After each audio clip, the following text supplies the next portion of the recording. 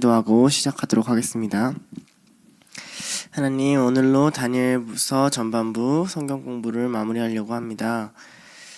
다니엘서를 보면서 믿음을 가지고 세상 속에서 어떻게 살아가야 되는지, 믿음을 가진 자가 세상 속에 살아갔을 때 어떤 영광과 축복이 있는지 하나님이 깨닫게 하시고 보여주시는 시간들, 그 여정들을 걸어왔습니다.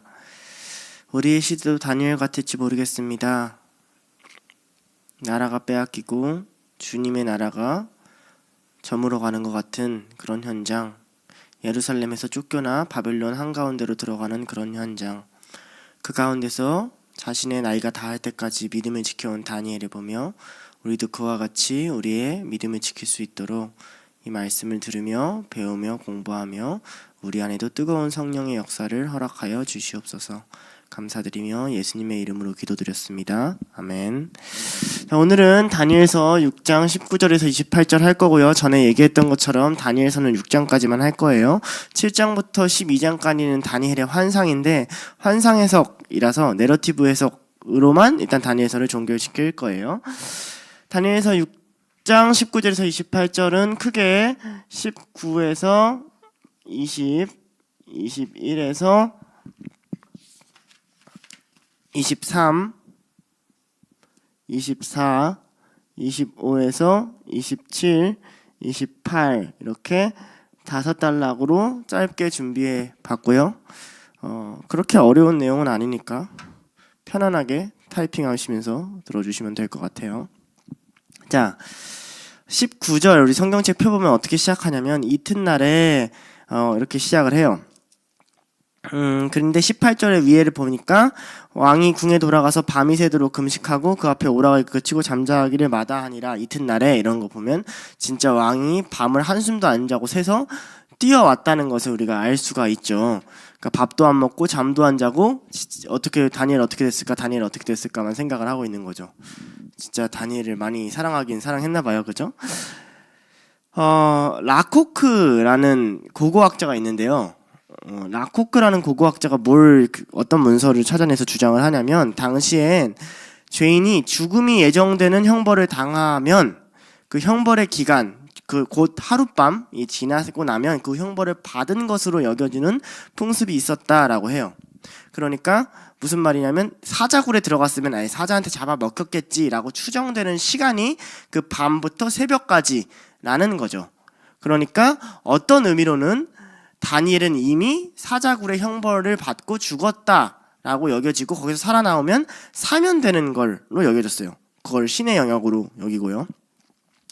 자, 그러니 왕이 지금 다니엘을 찾아갑니다. 왕이 다니엘을 찾아간다는 것 자체가 뭘 의미하냐면 왕 안에 일종의 일말의 아주 자그마한 기대와 소망과 믿음이 있는 거예요.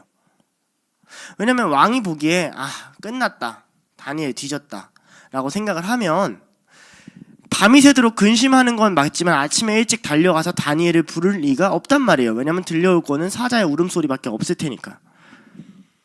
근데 왕은 갑니다. 그런데 왕이 가서 어떻게 하냐, 20절에 보면 슬피 소리를 질러서 얘기를 한다고 해요. 자, 이런 장면을 봤을 때 왕의 믿음은 온전한 것이 아니었던 것 같아요. 다니엘이 죽었을 수도 있고 살았을 수도 있는, 마치 슈레딩거의 다니엘이 된 것처럼 불확실하게 이 상태로 다니엘을 바라보고 있는 거죠. 근데 참 재밌어요. 이제까지 다니엘과 친구들, 이스라엘 백성들은 왕이 불려오거나 왕한테 끌려오는 존재였습니다. 예를 들면 다니엘은 1장부터 이스라엘에서 끌려가는 다니엘의 이야기죠. 다니엘서 1장 18절, 2장 24에서 25절, 3장 13절, 4장 8절, 5장 13절 등등이 다니엘이 어떻게 계속 끌려가고 왕이 불러오고 다니엘이 끌고 오고 왕이 불러오고 이런 장면들의 연속이란 말이에요. 그런데 어떻게 바뀌었냐? 다니엘서 6장에 이르렀더니 왕이 다니엘 앞으로 찾아오고 뛰어오는 장면으로 바뀐 겁니다. 이게 되게 재밌죠.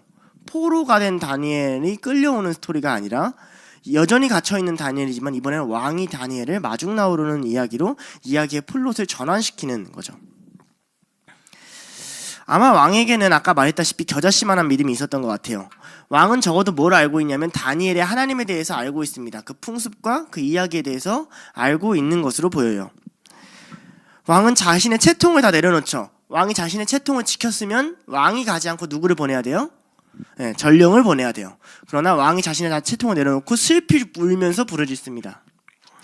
그 가운데 왕이 찾는 게 뭐냐면 다니엘이 늘 들려주었던 살아계신 하나님에 대한 고백이에요. 20절인데 다니엘에게 묻되 살아계시는 하나님의 종 다니엘아, 내가 항상 섬기는 내 하나님이 사자들에게서 능히 너를 구원하셨느냐? 라고 물어보는 거죠. 근데 살아계시는 하나님이란 이 말은 구약에서 하나님을 선포하는 여러 가지 칭호 중에 하나입니다. 이 말을 직역하면 사실 살아계시는 하나님이 아니라 사시는 하나님, 늘 사는 하나님이에요. 좀 뉘앙스가 다르죠. 근데 우리나라 말로 말이 안 되니까 살아계시다. 근데 살아계시는 하나님이라고 하면 그 느낌이 안 살아요. 왜냐면 살아계시는 하나님이면 오래전에 태어나가지고 아직까지 안 죽고 있는 존재, 이런 느낌이잖아요. 그게 아니라 히브리어의 언어의 느낌은 날마다 사시는, 내가 기도할 때마다 그때 사시는 하나님이라는 뜻이 돼요. 이스라엘에게 당연한 칭호인데 살아계시는 하나님께서 라고 말할 때는 보통 어떤 걸 이야기하냐면 다른 신은 죽었다 라는 걸 선포할 때 이스라엘이 쓰는 표현이에요. 예레미야 10장 10절이나 호세아서 1장 10절에서 그렇게 사용합니다. 다른 곳에서 사용되지만 이 두 가지가 대표적인데 예레미야 10장 10절이나 특히 호세아서 1장 10절을 읽어보면 정말 재밌어요. 예레미야 10장 10절 오직 여호와는 참 하나님이시요 살아계신 하나님이시요 영원한 왕이시라. 그 진노하심에 땅이 진동하며 그 분노하심을 이방이 능히 당하지 못하느니라. 그래서 이방의 신들은 죽었다라는 걸 선포할 때 쓰는 말이기도 하고요. 호세아서 1장 10절은 그러나 이스라엘 자손의 수가 바다의 모래같이 되어서 헤아릴 수도 없고 셀 수도 없을 것이며 전에 그들에게 이르기를 너희는 내 백성이 아니라 한 그곳에서 그들에게 이르기를 너희는 살아계신 하나님의 아들들이라 할 것이라. 자, 호세아는 뭐라고 얘기하냐면 너희는 내 백성이 아니야 라고 말한 그곳에서 다시 너희는 살아계신 하나님의 아들이야 라고 불릴 거야 라는 예언을 하게 돼요. 마치 오늘의 다니엘과 같은 일인 거죠. 근데 이걸 다니엘이 고백했으면 그렇게 특별하진 않아요. 근데 누가 고백해요? 다리오 왕이 고백해요.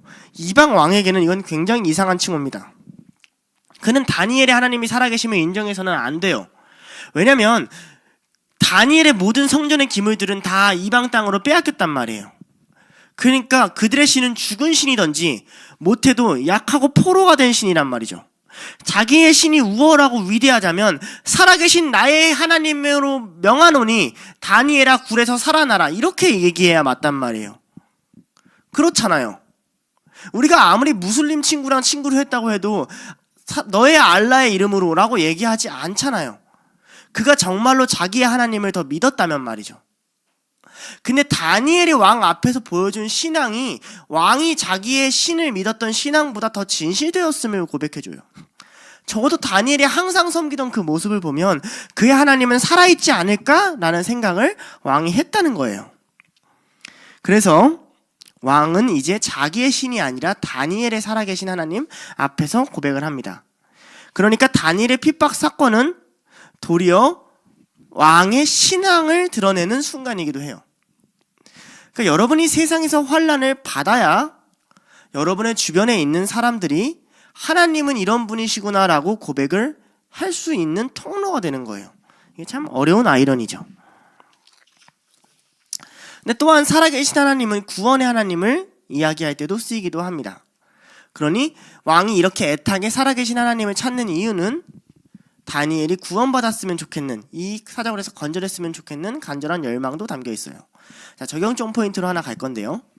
자, 우리 여기서 보면 19절과 20절은 왕의 신앙을 드러내는 굉장히 묘한 장면이기도 하지만 또한 왕의 사랑을 드러내는 장면이잖아요. 왕이 얼마나 다니엘을 사랑했는가, 그가 얼마나 밤새 잠을 못 자고 급히 달려오는가, 그가 얼마나 다니엘을 위해서 슬퍼하고 애태우고 소리 지러 다니엘을 찾는가를 보여준단 말이죠.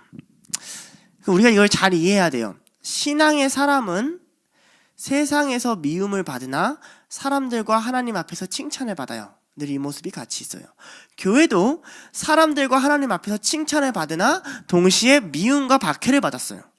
그 신앙 때문에. 이 아이러니를 우리가 잘 이해를 해야 우리가 세상 속에서 어떻게 하고 살아가야 될지를 분별할 수가 있어요. 예를 들면 사무엘상 2장 26절이나 누가복음 2장 52절에 사무엘이나 예수님도 하나님의 사랑을 받고 자라나는, 사람들과 하나님 앞에서 축복을 받고 자라나는 장면이 나온단 말이에요. 그런데 예수님도 나중에 보면 사람들이 결국 미움을 받고 박해를 한다는 거죠. 자,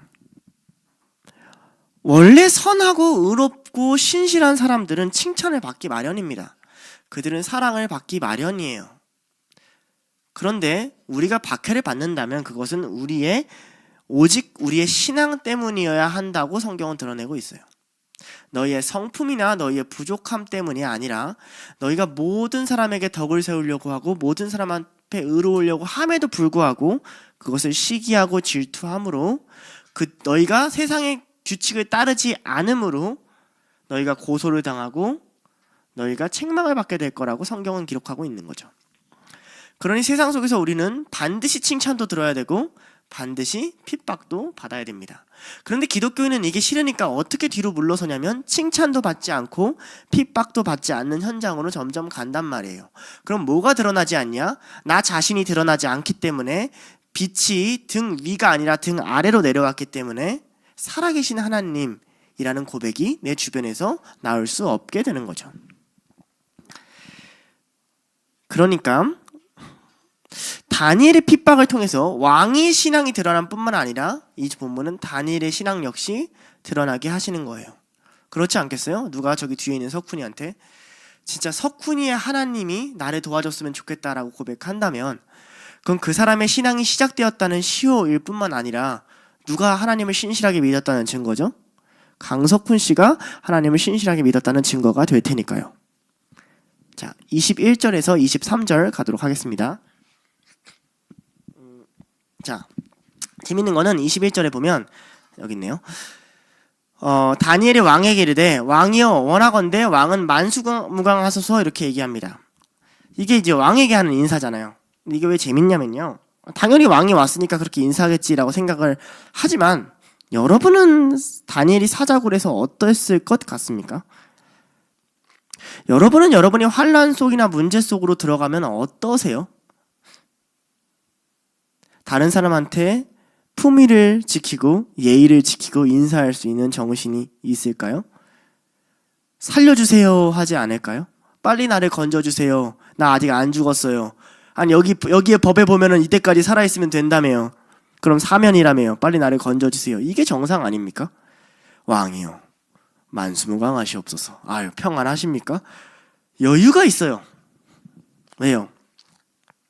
누구랑 대비가 됩니까? 왕이랑 대비가 되죠. 안전한 궁전에서 평안한 침대에서 풍족한 상황에서 오락거리를 즐길 수도 있는 그런 환경에서 잠을 자지 못하고 먹지도 못하고 불안과 근심과 두려움에 떨었던 왕과 제대로 잘 수도 없고 누울 수도 없고 쉴 수도 없는 동굴에서 찾아왔더니 왕에게 평안을 빌어주는 다니엘의 모습과 대비가 됩니다. 생명을 얻은 자만이 생명을 전해줄 수 있으며 평안함을 누리고 있는 자만이 평안을 얘기해줄 수 있어요. 이게 기독교인이 갖고 있는 복이에요. 내 안에 하나님의 샬롬이 있으니 샬롬 가운데 있어야 하는 저 사람도 불안해하고 떨 때 괜찮아 두려워하지 말라고 말해줄 수 있는 품위. 그러면서 다니엘이 자기의 상황을 설명해 줍니다. 다니엘은 22절에 나의 하나님이, 자, 나의 하나님이란 말은 이제 다리오 왕의 말을 받아오는 거죠. 너의 하나님이라는 말을 이미 그의 천사를 보내요 이렇게 얘기합니다. 근데 재밌는 게 뭐냐면 여기서 천사가 복수일까요 단수일까요? 자, 그 전에 사자들이 한 명이었을까요 여러 명이었을까요? 여러 명이었어요. 이제 사자들이라고 말해버렸네요. 자, 그러면 천사가 여기서 복수일까요 단수일까요? 복수여야 정상이잖아요. 근데 뭘로 쓰였어요? 단수로 쓰였어요. 단수로 쓰여서 사자들의 입을 봉했다고 합니다.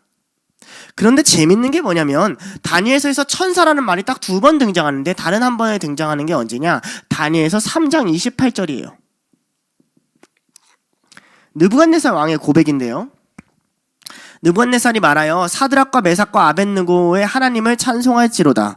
그가 그의 천사를 보내사, 여기서 단수를 쓰였거든요. 자기를 의뢰하고 그들의 몸을 바쳐 왕의 명령을 거역하고 그 하나님 밖에 다른 신을 섬기지 아니하며 그들의 절하지 아니한 종들을 구원하셨도다. 이렇게 얘기한단 말이죠. 근데 이 천사를 3장 25절에 뭐라고 얘기하냐면, 왕이 또 말하여 이르되 내가 결박되지 아니한 네 사람이 불 가운데로 다니는데 상하지도 아니하였고 그 넷째 모양은 신들의 아들과 같도다 하면서 성자 예수님을 나타낸단 말이에요. 그래서 학자들은 어떻게 생각하냐면, 다니엘과 함께 있었던 게 그냥 하나님이 천사들을 보내서 사자들의 입을 막은 게 아니라 다니엘이 가시적으로 성자, 현현하신 성자를 그 동굴에서 봤다는 거죠. 그러니까 예수님이 곁에 있는 동굴이에요. 어쩌면 다니엘이 들어간 그 동굴은 세상에서 가장 안전한 동굴일지도 모르겠어요. 다니엘은 하룻밤을 예수님과 같이 보낸 거예요. 다니엘은 하룻밤을 예수님과 같이, 물론 사자들과 같이 보내는 거죠. 그러니 다니엘은 두려워하지 않는 거예요. 그 안에서 품위를 지키고 그 안에서 하나님의 명예를 지킬 수 있는 법을 배운 거예요. 다시 말하면 다니엘은 하나님의 나라를 누린 거예요. 그런 예화가 있죠. 지옥 같은 풍경이야. 막 지옥 같은 풍경이야. 불이 타. 뱀이 지나다녀.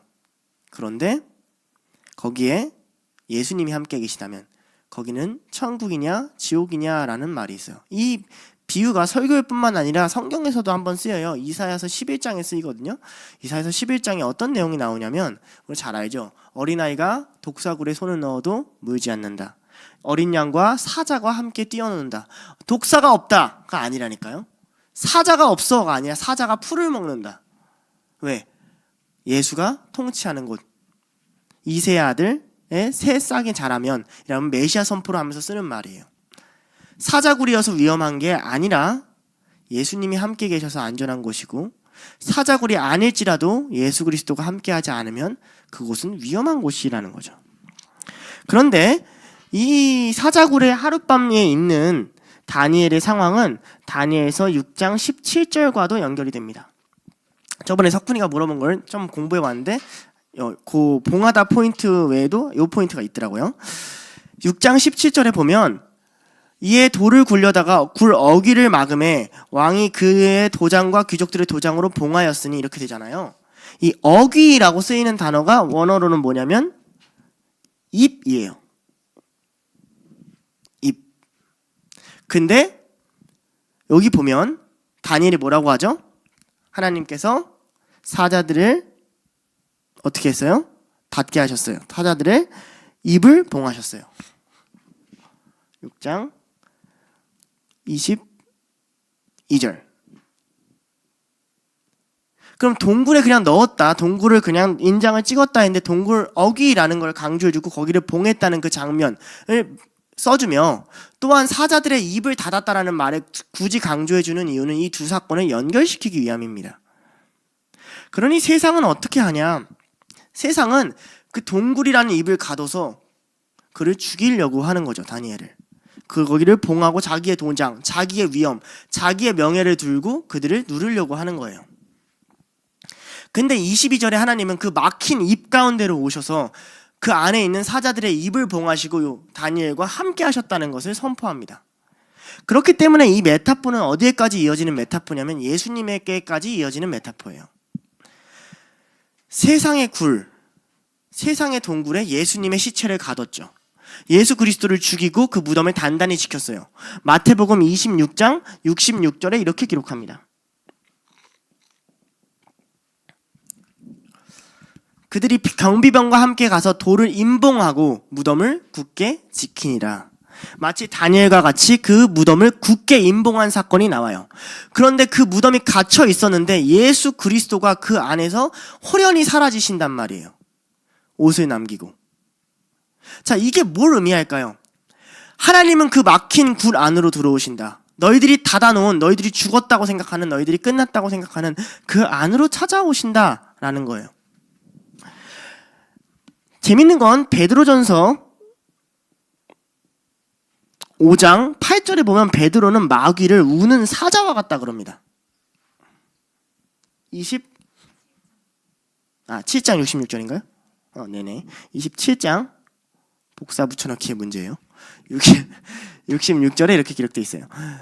그러니 예수님이 사탄이 가지고 있는 권세, 죽음에 들어갔다는 것, 사탄아 너가 찌르는 게 어디 있냐는 말, 이거 사실 이빨이거든요. 사자의 입속, 아가리 속으로 들어가신 거예요. 그리고 그 안에서 구원을 이뤄내는 사건입니다. 정말 재밌는 건 하나 더는 바울 역시 다니엘과 비슷한 상황에 처합니다. 고린도전서 15장 32절에 바울이 이렇게 얘기를 해요. 사자굴은 아니지만 이렇게 얘기를 해요. 내가 사람의 방법으로 에베소에서 맹수와 더불어 싸웠다면 내게 무슨 유익이 있으리요. 죽은 자가 다시 살아나지 못하면 내일 죽을 터이니 먹고 마시자 하리라. 자, 바울이 콜로세움 같이 원형 경기장에서 맹수들과 싸워서 살아남은 사건을 고린도전서 15장에 기록해줘요. 그러니까 맹수 가운데서 살아남은 것은 다니엘뿐만 아니라 신약에 누구도 있어요? 바울도 있다는 거죠. 하나님이 그 역사를 이어가고 계셨음을 봅니다. 이 메타포가 우리 성경 안에 흘러가고 있어요. 사탄의 권세입니다. 짐승 가운데, 짐승의 소굴 가운데로 우리는 들어가게 된다는 거예요. 23절에 보면 다니엘은 자기가 받은 구원을 분명 믿음으로 통해서 받았다라는 것을 성경 안에 선포합니다. 근데 다니엘의 믿음이 뭐냐는 거죠. 23절에 받은 이는 그가 자기 하나님을 믿음이었더라 하는 거예요. 그러니까 그 자기 하나님이 누구냐가 그 다니엘의 믿음이 뭐냐라는 거죠. 근데 다니엘은 이 이는이란 말을 여기에도 쓰지만 22절에 이는 나의 무죄함이 그 앞에 자기 하나님 앞에 명백하다라고 얘기를 해요. 그럼 다니엘의 믿음은 이 무죄함과 연결이 되어 있겠죠. 그죠? 자, 여기 무죄함이란 단어를 써준 이유는 그 전에요. 그리고 히브리서 11장 32절에서 33절 역시 다니엘의 구원이 그저 기적적인 사건이 아니라 믿음의 사건임을 확증시켜주는 본문이 있기도 합니다. 근데 여기서 보면 왜 다니엘이 무죄함이란 단어를 썼을까라는 걸 생각해 볼 필요가 있어요. 이것은 다니엘이 받았던 선고, 고소와 관련이 있어요. 다니엘은 어떤 고소를 받았냐면 다니엘이 조서를 어겼기 때문에 감옥에 그 사자굴에 갇혀야 된다는 거예요. 근데 왜 그 조서를 어기고 갇히는 게 도대체 무슨 죄였을까요? 왕의 조서를 어기고 왕이 아닌 다른 신에게 절했다. 이거 무슨 죄일 것 같아요? 반역이에요. 왕을 섬기지 않고 왕이 아닌 다른 신에게 절하며 왕의 조소를 무시한 사건. 어마무시하게 큰 반역죄예요. 왕을 해하려고 하는 일을 그래서 뒤에 붙여주는 겁니다. 그러니 22절에 이 얘기를 하는 거예요. 나는 왕에게도 해를 끼치지 아니하였나이다 라고 말하는 건 자기가 무슨 명목으로 고소를 당하고 있는지 다니엘이 알고 있는 거예요. 다른 신에게 절하고 다른 신을 섬기고 다른 팔을 만드는 반역죄로 고소를 당했고 그 조소에 대한 대가를 치렀고 그러나 왕이여 보시옵소서 나는 무죄합니다. 내가 언제 반역을 했습니까? 라고 이야기를 하고 있는 거죠. 자, 이 금령에 대한 거짓 고소가 끝나고 무죄함이 반드시 드러날 거라는 그것이 다니엘이 갖고 있는 하나님에 대한 믿음이에요. 뭐냐? 하나님은 나를 그렇게 판결하지 않아가 다니엘이 갖고 있는 믿음이에요. 다니엘은 하나님 앞에서 자신의 결백함을 강조해요. 다시 말하면 나의 판관 되시는 하나님을 외치는 거예요. 하나님의 의로운 판결에 의지하는 거죠. 하나님 공의롭게 하시옵소서, 하나님 의로운 판결을 해주시옵소서라는 외침을 했을 것 같아요. 시편 9편, 8편 같은 경우가 그런 외침의 일부입니다. 굉장히 많은 그런 외침이 있지만 대표적인 거 하나만 가져와 봤어요. 공의로 세계를 심판하시며 정직으로 만민에게 판결을 내리시도다 하면서 하나님을 외치는 시편들이 있단 말이에요. 다니엘이 신뢰하고 의지했던 하나님이죠. 내가 의지하는 하나님은 무지한 자를 함부로 넘기지 않아. 내가 의지하는 하나님은 공의한 판결을 하실 거야. 나는 그 하나님을 믿었기 때문에 건져냄을 받은 겁니다 라고 이야기를 하는 거죠. 또 하나는 다니엘이 상처가 없다는 것을 성경은 반복해서 증언해줘요. 보면 여기에 왕이 심히 기뻐서 명하여 다니엘을 굴에서 올리라 하며 다니엘 굴에 올리니 그의 몸이 조금도 상하지 아니하였더라 이렇게 얘기를 해줘요. 자, 이것이 다니엘이 갖고 있는 두 번째 믿음인데 이 믿음은 무엇이냐? 내가 놓인 이 상황이 하나님의 허락 없이는 될 리가 없다는 믿음입니다. 하나님이 허락하셔야 상처가 있다는 믿음이죠. 그럼 다니엘은 왜 상처가 하나도 없이 건져냄을 받았을까요?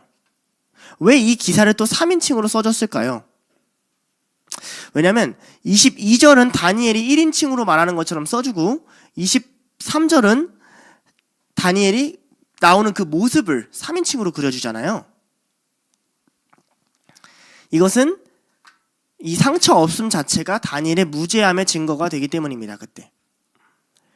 그러니까 사자를 피해서 열심히 도망다니고 여기를 까지었고 그러다가 우연히 살아난 것이 아니고, 사자가 자기를 먹어보려고 했다가 살아난 것도 아니며, 자기 몸에 그 어떤 상처도 하나 없다는 것을 보여주면서 정말 신이 이 사람을 지켰구나라는 그 증거를 삼아주는 거예요. 마치 예수님의 부활이 곧 그가 무죄했음의 증거이듯이 말이에요. 신이 그를 지킨 자의 모습으로 굴에서 올려주게 하시는 거예요. 이것은 다니엘서 3장에 그 친구들이 나온 것과 흡사하죠. 풀무불에 들어갔는데 옷깃 하나 그을림이 없고 탄 냄새 하나 없다는 신적인 역사가 임했구나라는 증거를 보여주면서 정말 하나님이 판결을 하셨구나라는 것을 왕 앞에서 확증시켜주는 장면입니다. 여러분, 마태복음 10장 29절에 이런 이야기를 해요. 퍼즐 같네요. 본문이 많으니까. 마태복음 10장 29절에 참새 2마리가 한 아사리온에 팔리지 않느냐, 그러나 너희는 하나님 아버지께서 허락하지 아니하시면 그 하나도 땅에 떨어지지 아니하리라 라고 고백을 해요.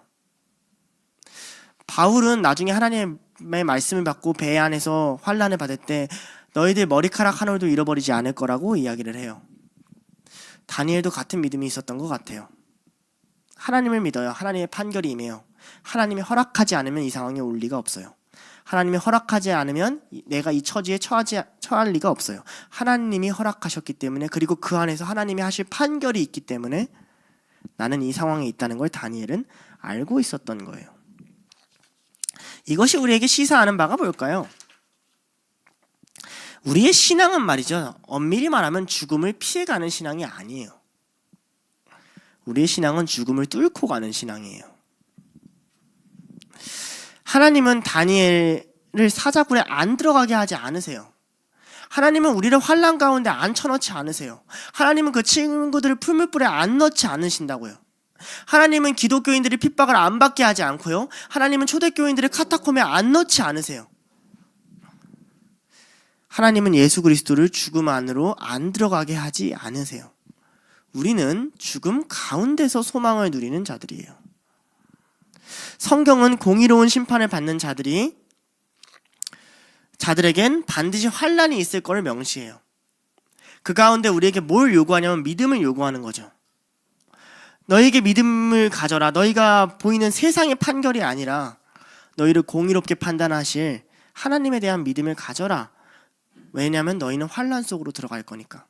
그들에게는 너희에게 거짓된 판결을 내릴 거고, 그들은 너희가 이렇다 너희가 저렇다 계속 정죄하고 너희를 판단할 거니까.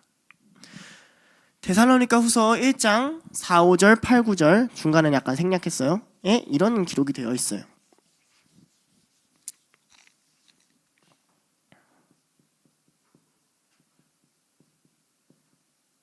아니죠. 1장 4, 5에서 8, 9.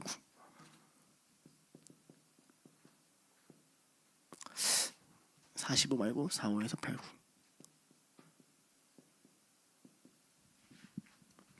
그러므로 너희가 견디고 있는 모든 박해와 환난 중에서 너희의 인내와 믿음으로 말미암아 하나님의 여러 교회에서 우리가 친히 자랑하노라. 이는 하나님의 공의로운 심판의 표요 너희로 하여금 하나님의 나라에 합당한 자로 여김을 받게 하려 함이니 그 나라를 위하여 너희가 또한 고난을 받느니라. 8절. 하나님을 모르는 자들과 우리 주 예수의 복음에 복종하지 않는 자들에게 형벌을 내리시니 이런 자들은 주의 얼굴과 그의 힘의 영광을 떠나 영원한 멸망의 형벌을 받으리로다. 바울은 우리에게 동일한 믿음을 요구해요. 다니엘이 가졌던 믿음이죠. 고난 또한 받아야 돼. 하나님 나라를 위해서. 고난 안으로 들어갈 거야. 사자굴에 안 들어가지 않을 거야. 그러나 너희의 멸망이, 너희의 고난이 그들에게 심판의 표가 될 거예요. 의로운 자를 죽여 감히 다니엘을 쳐넣어 하나님의 판결이 그 다음에 임하는 거야. 너희가 고난 안에서 들어가야, 너희가 사망 가운데로 들어가야 이 세상에 심판이 임하는 거야 라는 걸 다오는 설명해 준단 말이죠. 자, 이제 24절인데요 24절은 그 구체적인 심판의 모습이 기록되어 있어요. 좀 쩔어요. 보면 그들의 처자식들을 다 잡아와요. 아내들. 그러니까 엄청 많았겠죠. 그 사자들이 엄청 많았나 봐요. 사자 한 10마리였으면 얘네들 다 못 먹었을 텐데, 그죠? 그 다 처자식들 다 잡아와서 굴에 던져 넣었더니 사자들이 또 예수님이 입을 막느라고 하룻밤 참았잖아요. 그죠? 사자들도 금식기도 한 거잖아요. 그죠? 그러니까 굴에 닿기도 전에 움켜서 뼈까지 부러뜨렸다는 건 점프해가지고 찍어 내렸다는 얘기거든요. 다 죽었어요. 자, 이게 하나님의 공의의 특성을 보여주죠. 신명기 19장 21절이죠. 너희는 긍휼히 여기지 말라. 생명에는 생명으로, 눈에는 눈으로, 이에는 이로, 손에는 손으로, 발에는 발로이니라. 사자굴에는 사자굴로 라는 말이죠. 그러니까 이 기록을 통해서 또 뭘 보여주냐, 다니엘이 붙잡혔을 때 어떻게 해석하는 학자가 있었냐면요, 이거 이제 역사주의 학자들 중에 한 사람인데, 아마 왕이 그 시간을 벌었잖아요. 앞선 본문에 벌었을 때 많은 음식을 대령에다가 사자굴에 넣었을 것이다. 그래서 사자가 하룻밤 동안 배가 불러가지고 다니엘을 안 잡아먹었을 것이다 라고 실제로 해석한 학자들도 있어요. 자유주의 진영에서. 심각하죠? 그거에 대한 반박이에요. 사자가 배고팠고 그들을 먹고 싶어 했고 그들을 공격했다는 걸 증언해주는 장면이거든요. 그래서 참 재밌는 건 참소한 자들이라 써지니 참소한 자들이라는 말이 재밌어요. 원어로 보면 이 참소한 자들은 원래 음식을 씹어 삼키는 행위를 의미해요. 조각조각 내서 삼키는 행위를. 그러니까 조각조각 내서 삼킨 자들이 조각조각 내서 삼켜지는 장면을 그려놓는 거죠. 그러니까 아까 말했던 대로 신명기 19장 21절인 거예요. 그들이 죽는 이유는 왕의 모함죄예요. 무고죄이기도 하지만 왕을 모함한 죄. 그러니까 도리어 모함죄가 그들에게 더 입혀져서 죽게 되는 거예요. 자, 만약 그들에게 또 살아계신 하나님이 있었다면 그들은 지킴을 받았을 거예요. 만약 그들에게도 역사하시는 신이 있다면 그들은 지킴을 받았을 거예요. 그러나 그들이 멸망했다는 것을 보여줌으로써 다니엘은 독자들에게 얘기하고 있죠. 너희가 포로로 끌려왔어도 놀라운 세상 가운데 여러 신들을 만나고 여러 가지 사상을 만나고 여러 가지 사람들을 만난다 할지라도 너희가 믿을 분은 살아계신 하나님밖에 없다는 반증이에요. 그런데 우리가 이제 여기서 궁금한 점이 나와요. 좋아. 그 남자놈의 새끼들은 그래, 지네들이 모략을 짜서 그랬으니까 뭐 죽어도 싸. 처자식들은 왜? 질문 안 해보셨어요? 애 새끼들은 왜? 구약에는 두 가지 이야기가 다 나와요. 그 아버지의 죄를 자녀에게 묻지 말고 자녀의 죄를 아버지에게 묻지 말라는 예레미야서의 선포도 나오고요. 근데 또 어떤 게 나오냐면 모세에게 반역했던 고라 자손들은 그 처자식과 자녀들이 다 거기에 세운다거나, 아니면 여호수아가 여리고성을 점령했을 때 아간의 자녀들과 자손들을 거기에 다 세워요. 여러분, 성경엔 종종 가족 단위의 멸망이 나오는데 죄의 형벌은 하나님 앞에서는 개인이라 할지라도 대표성과 소속이라는 건 굉장히 중요합니다. 무슨 말이냐면요, 악인에게 속해 있는 자들은 악인과 함께 멸망하는 거예요. 롯이 소돔과 고모라를 떠나지 않으면 소돔과 고모라와 함께 멸망하는 거예요. 그래서 거룩은 떠나는 사건입니다. 이게 굉장히 중요해요. 즉 하나님은 죄인을 방관자도 포함시킨다는 거예요. 이게 십자가상의 형벌이에요.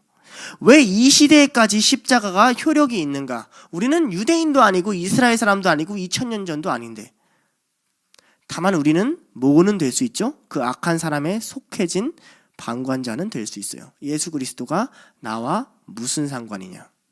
그들의 처자식인 거예요.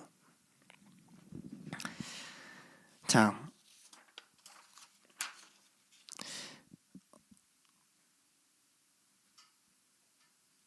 성경은 24절을 통해서 이런 걸 얘기합니다. 왕을 조종하려는 이들에게 그들의 생각보다 더한 멸망을 이야기하세요. 여러분, 구원의 반대에는 늘 뭐가 있냐면 심판이 있어요. 그렇죠? 하나님이 마지막 때 이곳에 오셔서 구원을 이루시려면 반드시 그의 심판이 이곳에 임해야 돼요. 누군가한테 구원을 설명한다는 건 누군가한테 심판을 설명한다는 거예요. 누군가가 건짐을 받는 사건은 누군가가 멸망을 당한다는 사건이에요. 이걸 이해 못하면 기독교를 지나치게 낙천적으로 해석할 위험이 있어요. 모두를 사랑해. 하나님은 만유를 사랑해. 다 괜찮아? 다 아무 문제 없어. 모두가 구원받았어? 구원받으면 다 괜찮아. 아니요. 하나님은 모두를 심판해. 하나님은 모두를 판단해. 하나님은 모두를 판결해와 같은 말이에요, 이게. 베드로후서 2장 9절에서 10절에 이렇게 얘기합니다. 베드로후서 2장 90절인데요. 주께서 경건한 자는 시험에 건지실 줄 아시고 불의한 자는 형벌에 두어 심판날까지 지키시며 특별히 육체를 따라 더러운 정욕 가운데 행하여 주관하는 이를 멸시하는 자들에게 형벌할 줄 아시느니라. 이들은 당돌하고 자긍하며 떨지 아니하고 영광에 있는 자들을 비방하거니와. 바로 오늘 다니엘을 비방하고 모욕했던 사람들의 모습이죠. 정욕 가운데 행하고 육체를 따라 행하고 그들의 소속은 그곳에 있었다는 거예요. 그들의 처자식들의 소속도 그곳에 있었다는 거죠. 그러니 우린 두 가지를 다 생각해야겠죠. 아, 방관자가 되지 말아야겠구나. 구원에 전할 때 심판이 있음을 기억해야겠구나. 25절에서 27절이에요. 25절에서 27절은 좀 간단히 가려고 해요. 왜냐하면 이 축복 선언은 사실 내용적으로 그렇게 어려운 선언은 아니에요. 자, 일단 다리오 왕이 평강을 빈다 하면서 자기의 새로운 조소를 공포하는 장면이거든요. 자, 이건 참 재밌죠. 다리오가 다니엘의 평안을 받은 거예요. 그러니까 이제 사람들한테 평강을 빌어줄 수 있는 사람이 된 거죠. 구원 앞에서 슬피 울부짖던 다리오의 모습과는 상반되는 모습이죠. 구원의 사건이 이뤄지고 다리오는 적어도 하나님의 편에 섰단 말이에요. 이 사건에서는. 자, 그때 얻어지는 게 뭐냐면 평안이에요. 이해가 되셨어요? 평안은 구원의 결과예요. 평안은 구원에 속한 자들, 구원의 관찰자들, 구원을 향하는 자들에게 주어지는 선물이에요. 반대로 하나님을 반한 자들을 속한 자들, 그들의 육신에 따라 행동한 자들에게 주어지는 것은 멸망이고 심판이에요. 이걸 알아야 돼요. 왜 내가 평안하지 않을까요? 여러분이 하나님의 뜻에 따르지 않으면 거기는 평안이 있을 수가 없어요. 하나님은 하나님의 뜻이 없는 곳에 샬롬을 주지 않아요. 하나님은 육체를 따르는 곳에 평안을 주지 않아요. 하나님은 성령을 따르는 곳에만 평안을 주세요. 하나님은 구원의 결과로서 평안을 주신단 말이에요. 근데 우리는 구원의 결과를 얻지 않으려고 하고 평안을 얻으려고 그러잖아요. 그러니까 왜 나한테 평안을 안 주십니까? 라고 원망을 할 뿐, 정작 내 육체와 선택과 모든 것들이 세상의 것에 따라가면 그 안에 생기는 건 뭐냐면 불안과 멸망에 대한 두려움밖에 없게 되는 거예요. 그게 요한이 말하는 이미 심판을 받았다는 말이에요. 근데 이 조서를 어떻게 써요? 백성과 나라와 언어들 위에 모두가 뿌리는 조서예요. 조서의 내용은 뭐죠? 다니엘의 하나님을 두려워하라, 경외하라 라는 거거든요. 다른 말로 하면. 자, 백성, 언어, 나라 모든 사람들한테 조서가 나가고 그 조서의 내용이 다니엘의 하나님을 경외하라 라는 이야기가 나가요. 이 말, 나라와 백성과 언어라는 말은 굉장히 다니엘서에 여러 번 쓰이죠. 다니엘서 3장 4절, 4장 1절, 5장 19절에도 계속 쓰이는 말이에요. 왕들이 그 페르시아나 제국 전체를 설명하는 말이죠. 근데 이 말을 하나님을 경외하는 것으로 쓰면서 다니엘서는 어떤 클라이맥스를 고조시키냐면 결국 다니엘의 인생, 이 이방 포로 민족으로 끌려와서 사는 인생의 결과가 무엇인가를 정리해주고 싶은 거거든요. 그게 뭐냐면 만국이 여호와 앞에 떨며 모든 민족이 하나님을 경외하게 되는 것입니다. 이 표상을 요한계시록에도 하나님이 그대로 남겨놓으세요.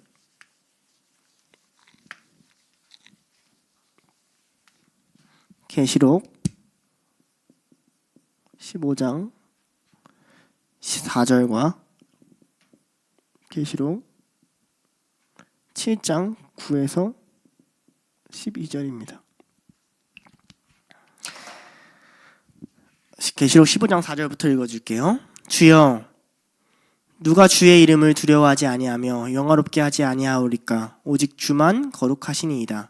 주의 의로우신 일이 나타났음에 만국이 와서 주께 경배하리이다 하더라. 이거 어린 양을 향한 찬양이에요.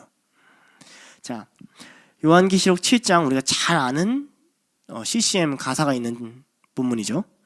이 일 후에 14만 4천 명이 하나님 앞에 나와요. 그리고 이 일 후에 내가 보니 각 나라와 족속과 백성 방언에서 아무도 능히 셀 수 없는 큰 무리가 나와 흰옷을 입고 손에 종려가지를 들고 보좌 앞과 어린 양 앞에 서서 큰 소리로 외쳐 이르되 구원하심이 보좌에 앉으신 우리 하나님과 어린 양께 있도다 하니 모든 천사와 보좌와 장로들과 내 생물과 주위에 서 있다가 보좌 앞에 엎드려 얼굴을 대고 하나님께 경배하여 이르되 아멘. 찬송과 영광과 지혜와 감사와 존귀와 권능과 힘이 우리 하나님께 세세토록 있을지어다 아멘 하더라. 성경의 결론이 뭘 얘기하고 있나요? 다니엘서의 결론이 뭘 얘기하고 있나요? 세상 속에 살아가는 여러분들의 삶의 결론을 하나님이 무엇으로 이야기할까요? 여러분들이 하나님을 잘 믿는 거? 여러분들이 평안한 거? 아니요. 여러분을 통해서 만국이 하나님이 영광을 돌리는 거. 여러분을 통해서 그리스도의 계절이 오는 거.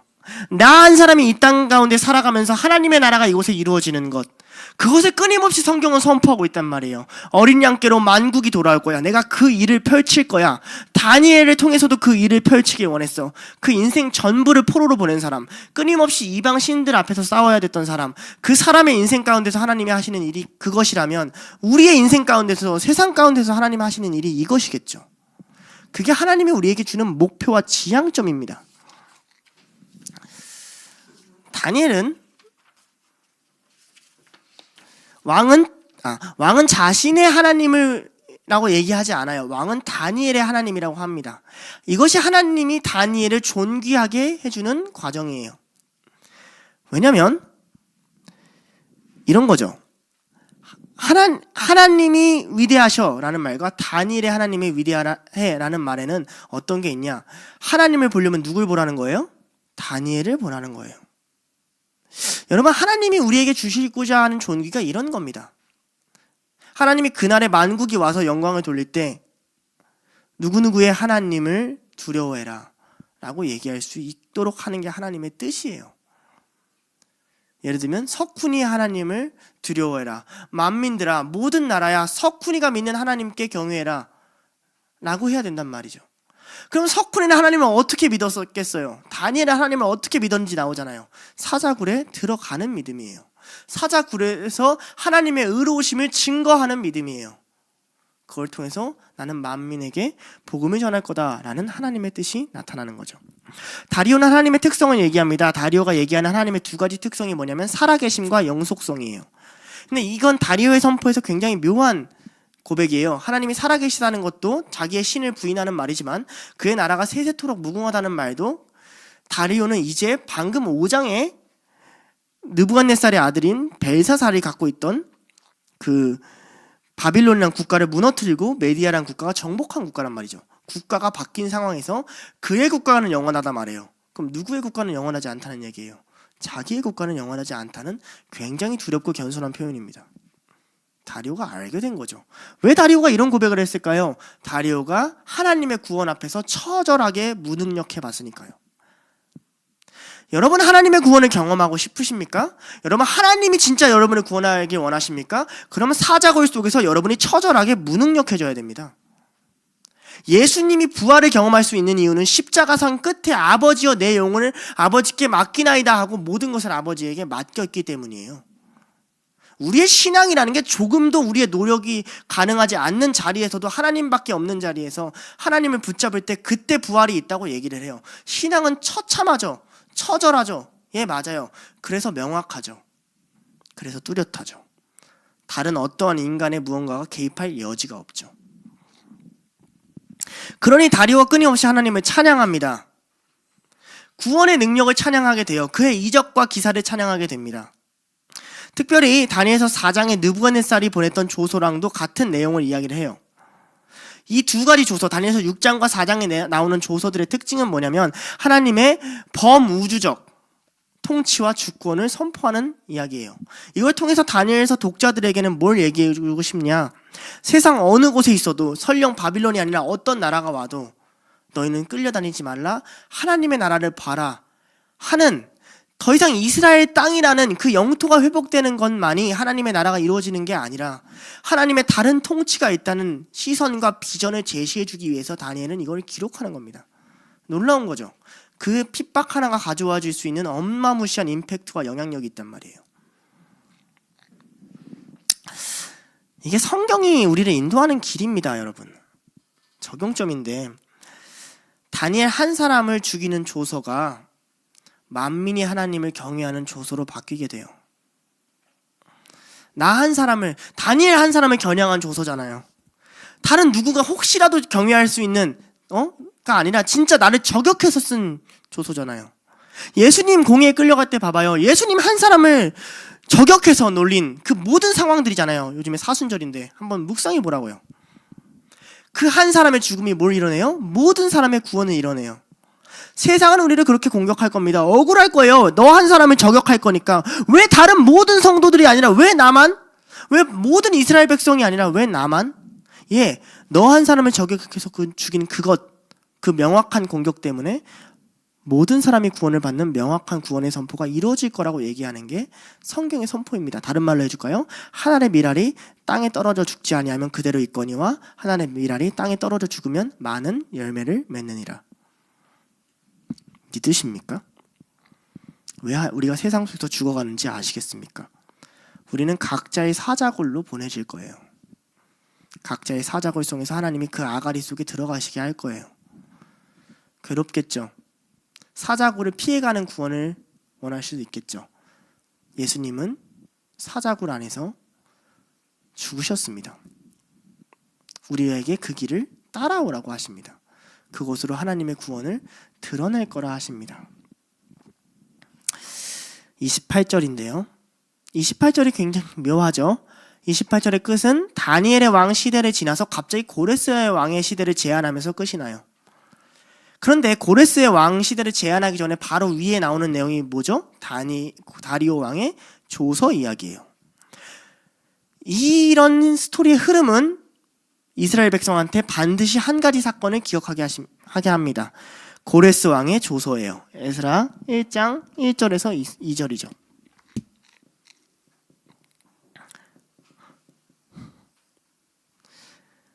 바사왕 고레스 원년에 여호와께서 예레미야 입을 통하여 하신 말씀을 이루게 하시려고 바사왕 고레스의 마음을 감동시키며 그가 온 나라에 공포도 하고 조서도 내려 이르되, 바사왕 고레스는 말하노니 하늘의 하나님 여호와께서 세상 모든 나라를 내게 주시고 나에게 명령하사 유다 예루살렘 성전을 건축하라 하셨으니. 다니엘이 고레스 왕 때까지 형통했다는 말은 뭡니까? 하나님이 그 나라를 회복하실 때, 하나님이 이스라엘을 돌려보내실 때, 하나님이 포로 기간을 마치실 때, 그는 가장 먼저 포로로 끌려온 인물이며 가장 마지막에 포로로 갈 때까지 그 포로의 기간을 온전히 다 누린 인물이란 뜻이에요. 그의 끝은 무엇을 봤냐면 결국에 하나님이 그의 나라를 회복하시는, 그의 시작은 예루살렘이 멸망하는 시작이요. 그게 다니엘서 1장이거든요. 멸망하는 시작이요. 그 성전 그릇들이 빼앗기는 시작이요. 하나님이 진 것 같은 시작이란 말이죠. 우리의 시작은 교회가 무너지는 것 같은 현실이고, 성도들이 자라나는 것 같지 않은 현실이고, 하나님 믿어도 변화되는 것 같지 않은 현실이란 말이에요. 거기서 1장의 다니엘이 어떻게 믿음을 지켰는지, 2장의 다니엘이 어떻게 믿음을 지켰는지, 3장의 다니엘의 친구들은 어떻게 믿음을 지켰는지, 4장은 5장은 6장까지 수많은 환난 가운데 그가 어떻게 믿음을 지켰는지를 기록해 놓고 마지막에 이렇게 기록하는 거리고, 그리고 그가 비로소 하나님이 모든 걸 회복하실 때까지 하나님 앞에서 형통했어 라는 걸 고백하게 해주는 책이에요.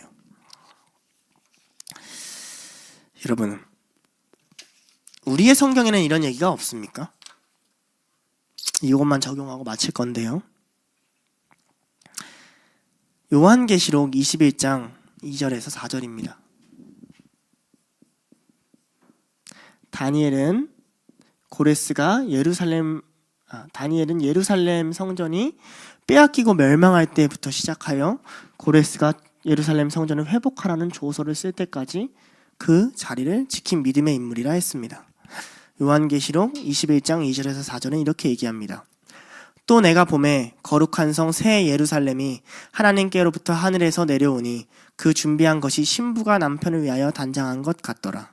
내가 들으니 보좌에 큰 음성이 나서 이르되 보라 장막이 사람들과 함께 있음에 하나님이 그들과 함께 계시리니 그들은 하나님의 백성이 되고 하나님은 친히 그들과 함께 계셔서 모든 눈물을 그 눈에서 닦아주시니 다시는 사망이 없고 애통하는 것이나 곡하는 것이나 아픈 것이나 다시 있지 아니하리니 처음 것들은 다 지나갔음이로라.